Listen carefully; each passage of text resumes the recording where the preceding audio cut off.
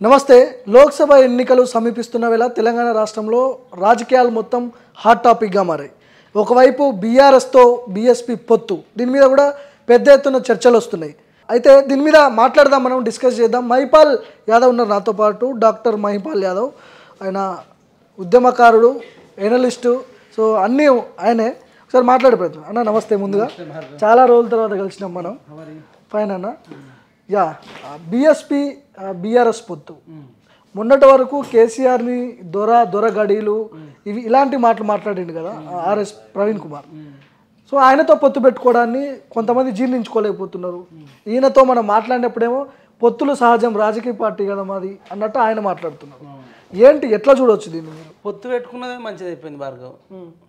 ఎందుకంటే ఇక వాళ్ళు ఇన్ని రోజులు ఇంటర్నల్గా ఉన్నట్టున్నారు, ఇది బహిర్గతమైంది కాబట్టి ఇది ఒక మంచి పని చేసిండు. ఓకే, ఎలక్షన్ టైంలో అసలు నిరుద్యోగులను కానీ బహుజనులను కానీ జీవితంలో కోలుకోకుండా చేద్దాం, మళ్ళొక్కసారి కేసీఆర్ని గెలిపిద్దాం అనే లక్ష్యంతో ఆయన బయలుదేరినట్టు వీళ్ళు పొత్తు పెట్టుకోవడం వల్ల ఈయన కేసీఆర్ మీద ఉన్న ప్రేమ చూస్తుంటే, ఆయన కళ్ళల్లో ఆనందం, ఆయన నవ్వడం, అలా హగ్ చేసుకోవడం, ఇదంతా చూస్తుంటే ఆయన కేసీఆర్ మీద ఎనలేని ప్రేమ ఉన్నట్టు క్లియర్గా కనబడుతుంది.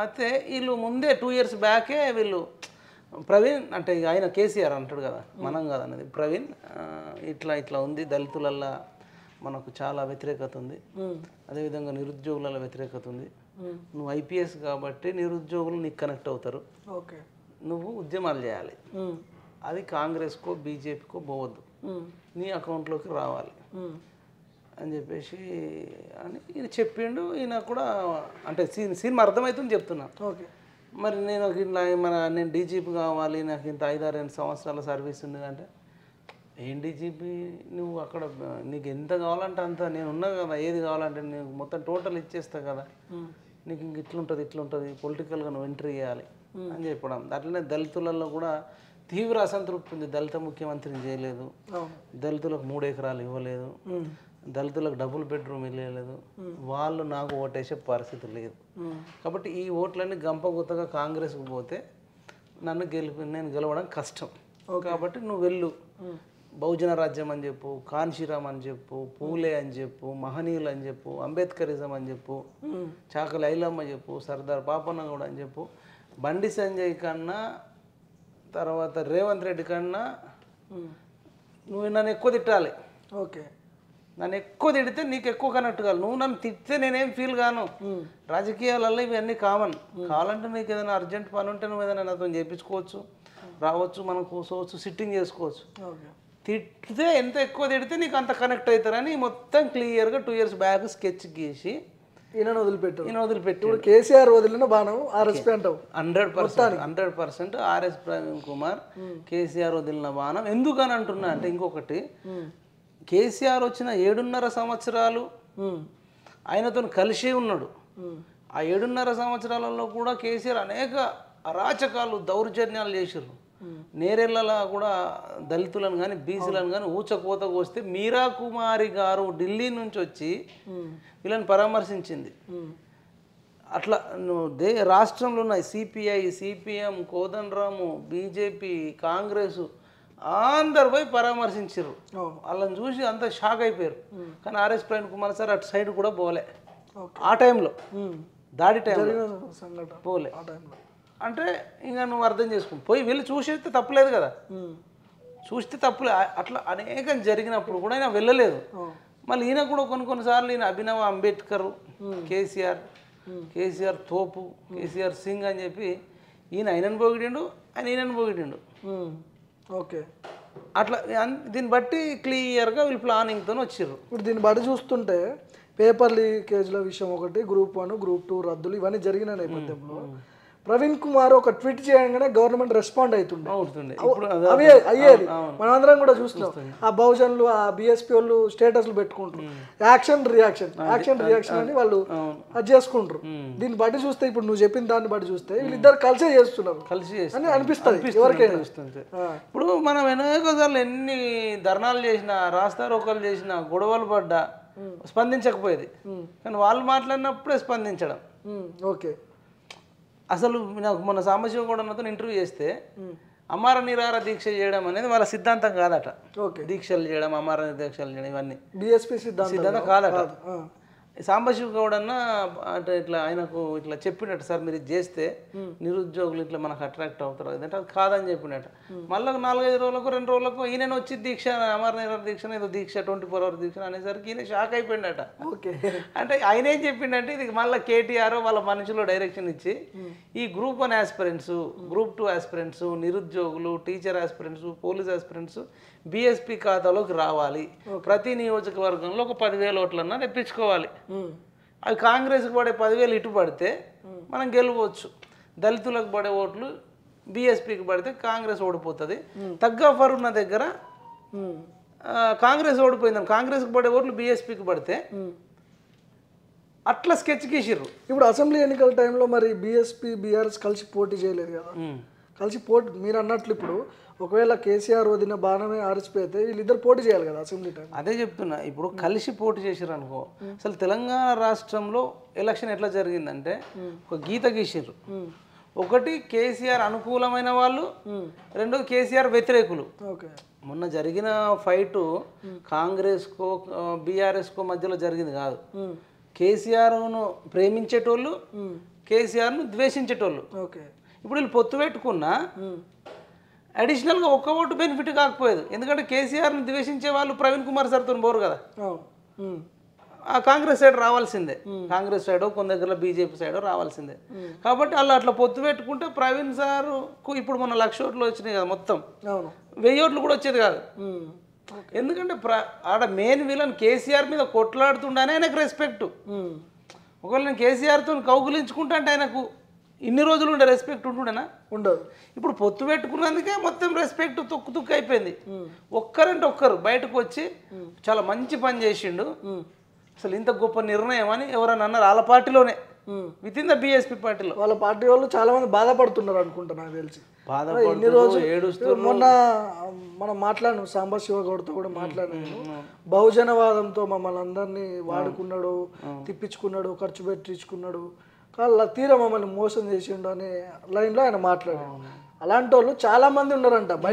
భయపడతారు కదా, ఈయన ఐపీఎస్ కదా, పోలీస్ కదా, చాలా హింసిస్తాడట. ఇప్పుడు సాంబశివ కూడా చెప్పాడు, మనం కాదు, నన్ను చాలా ఇబ్బంది పెట్టాడు మా ఇబ్బంది. నేను గన్మెన్లోనో సంథింగ్ సెక్యూరిటీ ఏదో పెట్టుకున్నాడట ఈయన సాంబశివ కూడా, 1 place పెట్టుకున్నాడట. అసలు అటెంప్ట్ మర్డర్లు కూడా చేపించేంత దిగుతాడు. వాళ్ళ టీం చాలా దారుణంగా ఉంటుంది ఇంటర్నల్గా. ఆ టీంను మనం తట్టుకోలేము అని చెప్పేసి సాంబశివ కూడా అంత నెట్వర్క్ ఉన్న వ్యక్తి. ఆయనకు కూడా చాలా మంది పోలీస్ ఆఫీసర్లు తెలుసు, ఆయనకు చాలా మంది పొలిటీషియన్స్ తెలుసు, తెలంగాణ ఉద్యమకారుడు. ఆయన లెవెలే అంత ఉందంటే ఇప్పుడు సాధారణంగా పాపం కొత్తగా రాజకీయాల్లోకి వచ్చిన వాళ్ళు అంత హై రిస్క్ తీసుకోలేరు కదా. ఏదన్నా ఒకవేళ నిజంగా సరే మనం చెప్పేది అబద్ధం అనుకుందాం కొద్దిసేపు, వాళ్ళ సైడే ఉంది, ఆయనకు చాలా ప్రేమ ఉంది అనుకుంటే ఆయన తీసుకున్న నిర్ణయానికి అనుకూలంగా ఆయన ఇప్పుడు మొన్న 100 మందికి పైగా నిలబడ్డారు కదా పోటీలో ఆయన తరపున బీఎస్పీ నుంచి. ఆ 100 మంది వచ్చి మా సార్ తీసుకున్న నిర్ణయం సూపరు, అసలు ఇంతకంటే కేక అని ఎవరైనా పెట్టిరు ఒక పోస్ట్ కానీ ఏడలేదు కదా. అంటే ఎవరికి ఇష్టం లేదు, మౌనం అంగీకారమే. మరి ఈయన మన కూడా సాధ్యమైన ఇప్పుడు లోక్సభ ఎన్నికలతో పొత్తు పెట్టుకున్నాడు, ఫైనల్గా ఒక క్లారిటీ అయితే ఇచ్చిండు, పొత్తు పోతున్నాం కేసీఆర్తో పనిచేస్తామని చెప్తున్నాడు. ఈయన మనుగడ సాధ్యమైన తెలంగాణలో నమ్ముతారా, ఓట్లు వేస్తారా? నాగర్ కర్నూలు అభ్యర్థిగా నిలబడతాడు కావచ్చు, మేబీ అక్కడ నుంచి పోటీ చేసే ఛాన్స్ ఉంది. నిలబడితే పరిస్థితి ఏంది? అసలు రానున్న భవిష్యత్తులో తెలంగాణలో బీఎస్పీ పార్టీ పరిస్థితి ఏంది? నమ్ముతారా నమ్మరా అనే కంటే కూడా నమ్మకూడదు అని చెప్తున్నా. నమ్మకూడదు. నమ్ముతారా నమ్మరా అని చాలా మంది డౌట్ ఉంటుంది. నమ్మల్లా వద్దా అనేదానికి ఆన్సర్ ఏంటంటే నమ్మకూడదు ఎట్టి పరిస్థితులలో. ఒకవేళ నమ్మితే నమ్మినోడే మోసపోతాడు. ఇప్పుడు ఆల్రెడీ సాంబశివ కూడా తిరిగిండు, మోసపోయిండు. ఇంకా అనేక మంది బీఎస్పీ నుంచి ఇప్పుడు పిలుట్ల శ్రీనివాస్ అని కోదాడ నుంచి ఆయన కోట్లాది రూపాయలు ఖర్చు పెట్టుకొని వాల్ పెయింటింగ్ వేయించి కటౌట్లు కొట్టించి గోడలకు ఏనుగు గుర్తు, ఈయన ఫోటో, మాయావతి ఫోటో, వాళ్ళ ఫోటో, వీళ్ళ ఫోటో, అట్లాంటి వాళ్ళు అనేక మంది కోట్ల రూపాయలు ఖర్చు పెట్టుకున్నారు. నమ్మి ఎన్ఆర్ఐలు కోట్ల రూపాయల డబ్బులు ఇచ్చినారు అంటారు. అంటే ఒక్కొక్క 1,00,000 ఇవ్వచ్చు, 2 లక్షలు ఇవ్వచ్చు, 10 లక్షలు ఇవ్వచ్చు. తర్వాత ఉద్యోగస్తులు వాళ్ళు నమ్మి 10,000 ఇచ్చిన వాళ్ళు ఉన్నారు, 50,000 ఇచ్చిన వాళ్ళు, 1,00,000 ఇచ్చిన వాళ్ళు ఉన్నారు, పెట్రోల్ పోయించిన వాళ్ళు ఉన్నారు, డీజిల్ పోయించిన వాళ్ళు ఉన్నారు, కారు ఇచ్చిన వాళ్ళు ఉండొచ్చు, ఇవ్వచ్చు వాళ్ళ టీంకు. పాపం పాటలు రాసిన వాళ్ళు ఉన్నారు నమ్మి ఫ్రీగా. ఓకే. పాటలు పాడిన వాళ్ళు ఉన్నారు, మ్యూజిక్ ఇచ్చిన వాళ్ళు ఉన్నారు, ఒకరైతే సినిమానే తీసిర్రు. అవును. ఇప్పుడు మేమైతే చెప్తున్నాం, నమ్మితే మోసపోతారు, నమ్మకండి అని చెప్తున్నాం. మేమైతే నమ్మం, మీరు నమ్మితే మేమేం చేయలేం. మీకు చెప్పేది ఒకసారి హెచ్చరిస్తున్నాం. కేసీఆర్ అన్నోడు దుర్మార్గుడు, నమ్మకండి నమ్మకండి అన్నాం. సెకండ్ సార్ నమ్మి ఓట్లేస్తే 5 ఏళ్ళల్లో తుక్కు చేసి ఇడ్సబెట్టిండు. పేపర్లు అమ్ముకోవడం, భూములు అమ్ముకోవడం, ఇసుక అమ్ముకోవడం. అప్పుడు ఇన్లే, ఇప్పుడు ఇన్నారు కాబట్టి మనము ఆ దుర్మార్గుడి నుంచి బయటపడ్డాం. ఇదే ప్రవీణ్ కుమార్ కేసీఆర్ అంటోడు దుర్మార్గుడు 1,00,000 ఎకరాలు దోసుకున్నాడు, దళితులై, ఎస్టీలై, బీసీలై 1,00,000 కోట్లు దోసుకున్నాడు. వాడి కుటుంబం దోపిడీ కుటుంబం. గ్రూప్ 1 పేపర్లు అమ్ముకున్నారు, ఎంసెట్ పేపర్లు అమ్ముకున్నారు, సింగరేణి భూములు సింగరేణి జాబులు అమ్ముకున్నది కవిత. లిక్కర్ రాని, లిక్కర్ దొంగ. ఈయన జన్వాడ ఫామ్ హౌజులు, ఈ ఫామ్ హౌజులు ఇవన్నీ ఉన్నాయి, ట్విట్టర్ పిట్ట అని చెప్పి అన్నీ చెప్పిండు. అవి అబద్ధమా లేకపోతే అవి నిజమే? వాళ్ళు దొంగలే, దోపిడిదారులే, వాళ్ళు క్రిమినల్సే. నేను క్రిమినల్స్తో చేతులు కలుపుతున్నా, మీరు కూడా నాతో చేతులు కలుపని అంటున్నావా? అదన్నా చెప్పు. ఆయన చెప్పాడు, నేను చెప్తున్నా క్రిమినల్స్తోనే చేతులు కలుపుతున్నాడు. ఒక క్రిమినల్తోని చేతి కలిపిన క్రిమినలే అవుతాడు భవిష్యత్తులో. మంచోడితో తిరిగితే మంచోడు అవుతాడు, చెడ్డోడితో తిరిగితే చెడ్డోడు అవుతాడు. కాబట్టి నువ్వు క్రిమినల్తో చేతులు కలిపినావు కాబట్టి క్రిమినల్ అయ్యే అవకాశాలు ఉన్నాయి. అంటే ఆయనకు నచ్చినప్పుడు ప్రేమిస్తాడు, ఆయన వద్దనుకున్నప్పుడు ద్వేషిస్తాడు. ఆయన ప్రేమించినప్పుడు మనం ప్రేమించాలి, ఆయన ద్వేషించినప్పుడు ద్వేషించాలి. కేసీఆర్ పార్టీని, ఆయన ఒక పార్టీని ప్రేమిస్తే మనం ఆ పార్టీని ప్రేమించాలి. ఆయన తిట్టినప్పుడు మనం తిట్టాలి, ఆయన కూర్చున్నప్పుడు మనం కూర్చోవాలి, ఆయన నిలబడ్డప్పుడు మనం నిలబడాలి. ఇప్పుడు కేసీఆర్ దొంగ దొంగ అన్న రోజు మనం దొంగ అనాలి. ఇప్పుడు కాదు, కేసీఆర్ మంచోడు, రేవంత్ రెడ్డి కన్నా కాంగ్రెస్ కన్నా ఇప్పుడు ఈయనకే ఓటేయండి అంటే ఓటేయాలి. మళ్ళీ రేపు ఎంపీ ఎన్నికలు అయిన తర్వాత ఈ దొంగ నన్ను మోసం చేసిండు, ఈ దొంగను ఎప్పటికీ నమ్మకండి అంటే మళ్ళీ నీకు అప్పుడు కూడా అవును నమ్మకండి అని చేయకొట్టాలి. అంటే నువ్వు ఏది చెప్తే అది వినాలి అంతే.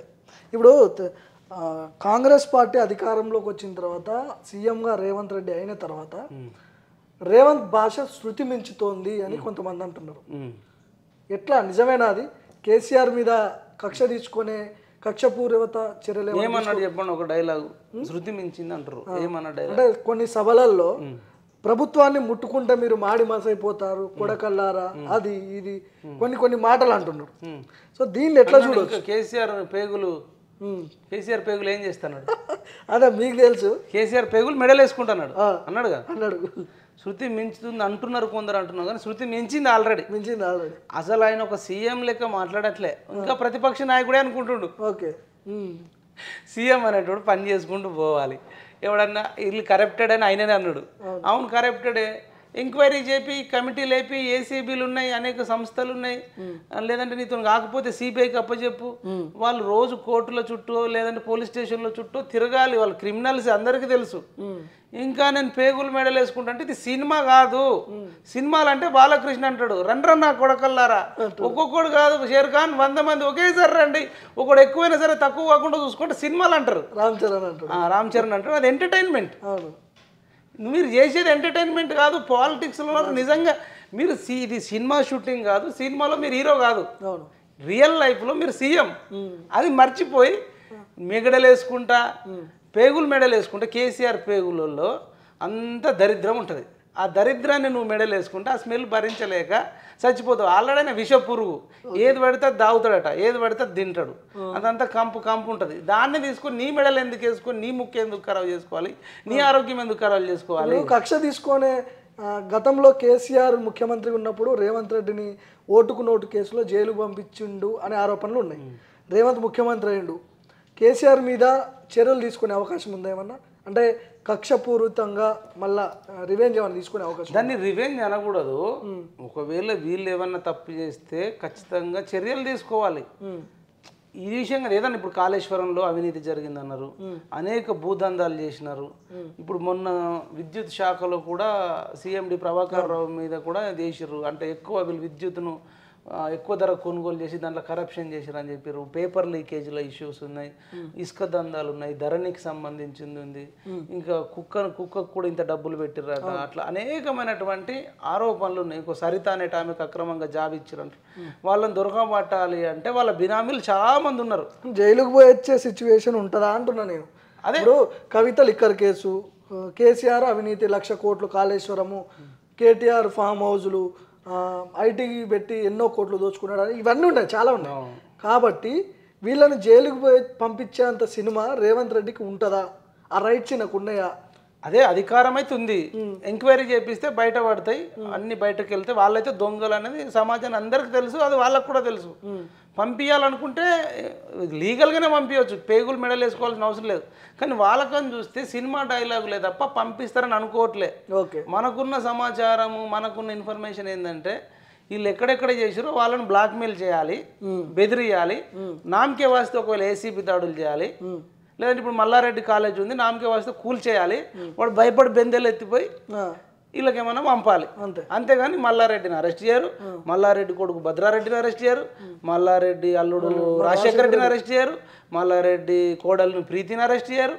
కానీ కూల్చడం వీడు భయపడి దడుగలమని వాడు సంపాదించిన అవినీతి దాంట్లో కొన్ని సూట్ కేసులు ఇస్తే కాంప్రమైజ్ అవుతారేమో అనిపిస్తుంది నాకు. ఓకే, ఆల్రెడీ మైనంపల్లి హనుమంతరావు కూడా అంటుండు, నువ్వు నేను రానియం కాంగ్రెస్లోకి, ఒకవేళ నువ్వు దోసుకున్న సొమ్ము ఇస్తే అప్పుడు రానిస్తాం. మల్లారెడ్డిని పార్టీలో ఇప్పుడు గేట్లు ఇట్లా ఓపెన్ చేస్తే దూకేటట్టున్నాడు, రెడీ ఉన్నాడు. కానీ కొంతమంది వ్యతిరేకిస్తారు మైనంపల్లి లాంటి వాళ్ళు. అవును, ఇప్పుడు ఆయన తీసుకుంటే కాంగ్రెస్ పార్టీ కథామిగా అంతే. ఇప్పుడు మీరే అక్రమ కట్టడాలన్నీ కూల్ చేస్తారు, మీరే వాడు పెద్ద దొంగ అంటారు. పాలమల్లారెడ్డి కాదు భూ కబ్జా రెడ్డి అని మీరే అంటారు. మరి మీరే దొంగలకు షెల్టర్ ఇస్తే మీ పార్టీని ఎవరు నమ్ముతాడు? ఇప్పుడు జరిగే మల్కాజ్గిరిలో కూడా మల్లారెడ్డి లాంటి అరెస్ట్ చేయకుండా ఎంటర్టైన్ చేస్తే కనుక మల్కాజ్గిరి ఎంపీ స్థానంలో సీఎం రేవంత్ రెడ్డి గారిది ఎంపీ సీటు పక్కా దెబ్బపడే ఛాన్స్ ఉంటుంది. నమ్మరు. నువ్వు మల్లారెడ్డి దొంగ అంటున్నావు, అక్రమ కట్టడాలు అంటున్నావు. అక్రమ కట్టడాలు కూల్చడమే కాదు, కూల్చడంతో పాటు ఆ పర్మిషన్స్ ఎవరు ఇచ్చారో ఆ పర్మిషన్ ఇచ్చిన అధికారులను నోటీసులు ఇచ్చి అరెస్ట్ చేయాలి. తర్వాత మల్లారెడ్డిని కూడా అరెస్ట్ చేయాలి. వీళ్ళని అరెస్ట్ చేయకుండా ఇట్లనే నేను కొట్టినట్టు చేస్తాను, వేడిచినట్టు చేయంటే మల్కాజ్గిరిలో ఇప్పుడు సీఎం రేవంత్ రెడ్డి ఈయన నిలబడాడు, ఈయన ఎంపీ, ఇప్పుడు సిట్టింగ్ ఎంపీ అంటే రిజైన్ చేసేవచ్చు. నెక్స్ట్ ఎవరిని పెట్టినా ఓడిపోయే ఛాన్స్ ఉంటుంది. అది ఈటెల రాజేందర్ గారికి పాలు పోసే ఛాన్స్ ఉంటుంది. ఎందుకంటే ఇప్పుడు ఆయన రేపు నరేటివ్ క్రియేట్ చేస్తారు, వీళ్ళు మల్లారెడ్డి రేవంత్ రెడ్డి ఒకటే, మల్లారెడ్డి రేవంత్ రెడ్డి వాళ్ళ అల్లుడు కొడుకు భద్రారెడ్డి రాజశేఖర రెడ్డి రేవంత్ రెడ్డి ఒకటే. వీళ్ళు బీఆర్ఎస్ కాంగ్రెస్ నాయకులు అంతా కలిసి కూడా మంచిగా వ్యాపారాలు చేసుకుంటారు. నరేటివ్ క్రియేట్ చేసిండు అనుకోండి. ఈటెల రాజేందర్ గారు ఆల్రెడీ తెలంగాణ ఉద్యమకారుడు, తెలంగాణ ఉద్యమంలో అత్యంత గొప్పగా పార్టిసిపేట్ చేసిన వ్యక్తే. ఇప్పుడు మల్లారెడ్డి పెద్దగా చేసింది లేదు, రేవంత్ రెడ్డి గారు పెద్దగా చేసింది లేదు, కాబట్టి నాకు ఇది చెప్పుకోవడానికి ఉంటుంది. తర్వాత మొన్న కేసీఆర్ ఓడిపోవడంలో ఈటెల రాజేందర్ది చాలా పెద్ద రోలు. ఒకవేళ ఈటెల రాజేందర్ గారిని బయటకు వెళ్ళగొట్టకపోతే మళ్ళా రేవంత్ అంటే కేసీఆర్కు ఇంత నెగిటివ్ కాకపోతుంది. వెళ్ళగొట్టినప్పుడు ఆయన తీసుకున్న దౌర్జన్యం అది దీంతో ముదిరాజులలో ఒక పెద్ద, ముదిరాజులు కావచ్చు బీసీలలో ఒక పెద్ద అది వచ్చింది.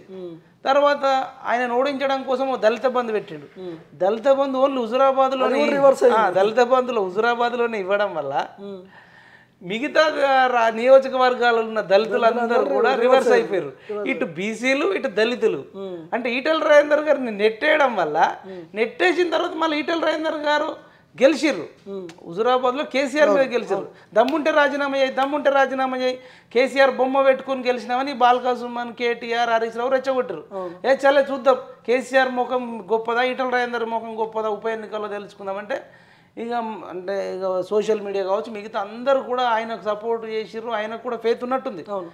దెబ్బకు కేసీఆర్ ఓటుకు 6,000 పంచినా, దళిత బంధు ఇచ్చిన, గొర్రెలు ఇచ్చిన, అప్పటికప్పుడు రాత్రికి రాత్రి రోడ్లు వేసిన కేసీఆర్ ఓడించారు. అంటే ఆ ఒక్క ఉప ఎన్నికతోని రాష్ట్రంలో పెద్ద చలనం వచ్చింది. దళితులు కూడా అక్కడుండే దళితులు కూడా ఆయన రాజీనామా చేయడం వల్లనే మనకు దళిత బంధు వచ్చిందని వాళ్ళు ఫీల్ అయ్యారు. ఈ కేసీఆర్ అనేటోడు ఓట్ల కోసమే స్వార్థంతో ఇచ్చి మిగతా దళితులకు ఇస్తలేడు రాష్ట్రంలోని వాళ్ళు వ్యతిరేకమరు. నేను అనేది ఎందుకంటే ఈటెల రాజేందర్ కూడా కేసీఆర్ గవర్నమెంట్ కూలిపోవడంలో, సరే వాళ్ళ పార్టీ అధికారంలోకి రాకపోవచ్చు కానీ వాళ్ళ కాంట్రిబ్యూషన్ ఉంది. ఇప్పుడు అది ఇప్పుడు ఆయనకు అడ్వాంటేజ్ ఛాన్స్ ఉంటుంది. రేవంత్ రెడ్డిని ఎట్లా ఎదుర్కొంటాడు, దాన్ని ఎదుర్కోవాలంటే మల్లారెడ్డిని అరెస్ట్ చేసి ఆయన అక్రమంగా చేసిన ఆస్తులన్నీ స్వాధీనం చేసుకొని అవి ఎవరెవరియో పేదలకు పంచేస్తే కనుక మంచి పేరు వస్తుంది. అప్పుడు రేవంత్ రెడ్డికి మైలేజ్ పెరిగే ఛాన్స్ ఉంటుంది. ఓన్లీ సినిమా డైలాగులు కొడితే మాత్రం మనం ఏం చేయలేం. రైట్, థ్యాంక్ యూ అన్న. మైపాల్ యాదవ్ గారు అద్భుతమైన విశ్లేషణ అందించడం మనకు. సో చూద్దాం మల్లారెడ్డి మీద యాక్షన్ ఉంటుందా లేదా, బీఆర్ఎస్ బీఎస్పీ పొత్తుపై మరి పబ్లిక్ రియాక్షన్ ఎట్లా ఉండబోతుంది లోక్సభ ఎన్నికల్లో, ఇవన్నీ కూడా మాట్లాడుకుందాం. ఇంకా ముందు చాలా ఇంటర్వ్యూలు చేసే ప్రయత్నం చేద్దాం మైపాల్ అన్నతో. కెమెరా పర్సన్ రాఘవేంద్రతో మైక్ టీవీ భార్గవ్.